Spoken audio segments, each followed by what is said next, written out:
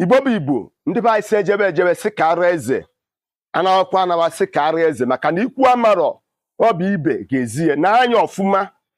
Ihe bụ palm fruit, mana ịbịa na palm fruit enwere a lot of species nke ka ndị Igbo na-akpọ Akwụ Ojukwu. I don't know what you are calling it or you are direct.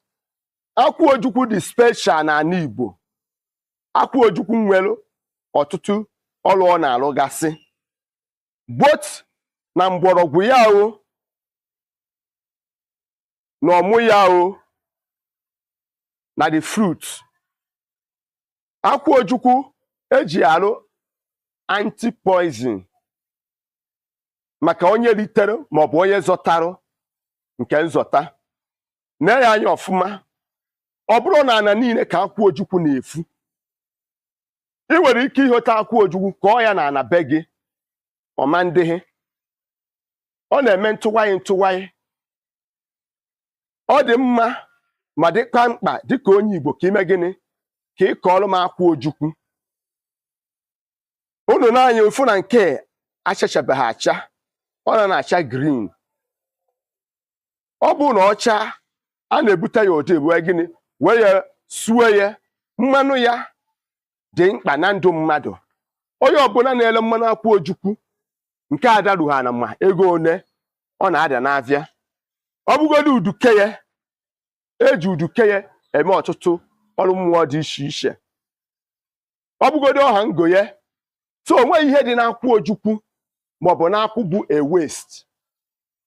Ihe ọbụla dị n'Akwụ Ojukwu eji eme ọtụtụ ọrụ dị iche iche.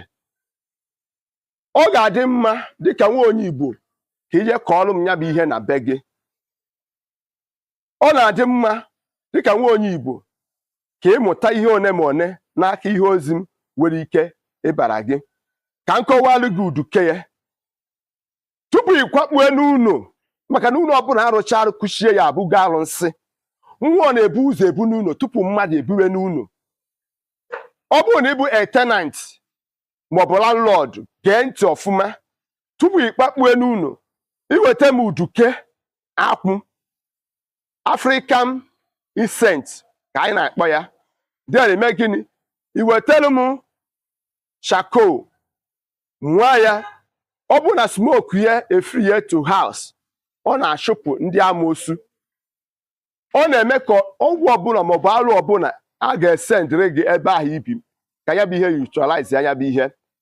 Nke ịbụa, ọ na-ebute mmepe na aganiru nyere na ndụ nwoke mmadụ maọbụ ndụ nwaanyị ọbụla.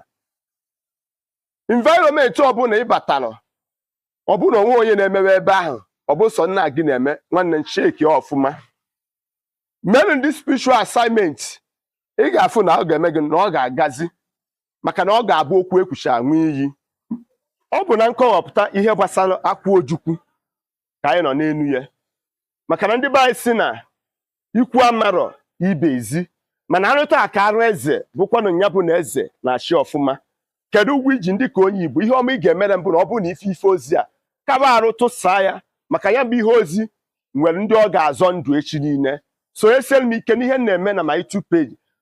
Bunyere m akara subscribe ma gbanye m igwe ozi gị oge ọbụla m nwejere ihe ozi ka ị nwee ike ije gere ya. Igbo bụ Igbo, asị m ndewonu.